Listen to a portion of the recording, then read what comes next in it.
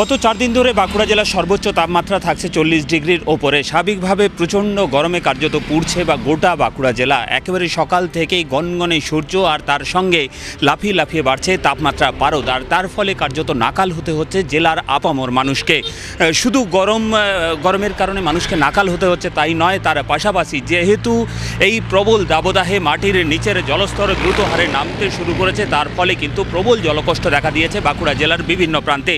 একাধিক নলকূপ গ্রামে মূলত যেগুলো পানীয় জলের সোর্স, এই একাধিক নলকূপ জলের স্তরের নাগাল না পেয়ে ইতিমধ্যেই বহু নলকূপ সেগুলি খারাপ হয়ে পড়েছে। বহু জায়গায় পানীয় জল সরবরাহের যে নদী থেকে ব্যবস্থা রয়েছে, সেই নদী থেকে নদী শুকিয়ে যাওয়ায় সেখানে পানীয় জলের যে সরবরাহ, সেই সরবরাহ কার্যত একেবারে ভেঙে পড়েছে। সব মিলিয়ে বাঁকুড়া জেলায় এই মুহূর্তে পানীয় জলের তীব্র সংকট শুরু হয়েছে। সব থেকে বেশি সমস্যা শুরু হয়েছে বাঁকুড়ার জঙ্গলমহলে। সেখানে এমনিতেই রুখাসুখা এলাকায় এবং তার সঙ্গে এই প্রবল দাবদাহ সব মিলিয়ে পানীয় জলের এই সংকট নতুন করে চাপে ফেলেছে এলাকার মানুষকে। সামান্য পানীয় জলটুকু সংগ্রহ করতে রীতিমতো হিমশিম খেতে হচ্ছে মানুষকে। একদিকে প্রবল গরম আর অন্যদিকে এই জলকষ্ট। সব মিলিয়ে বাঁকুড়া জেলার মানুষের কাছে এখন একটাই কামনা, বৃষ্টি আসুক নেমে।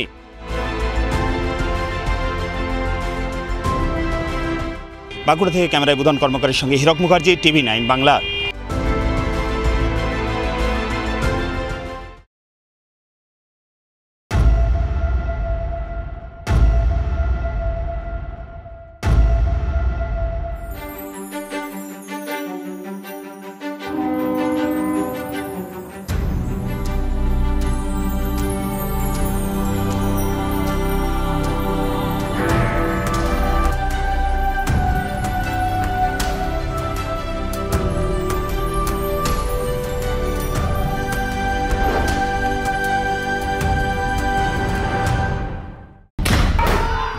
খবরের শুরু থেকে শেষ কথা, দিনভর যা যা ব্রেকিং এক নজরে দেখে নিন।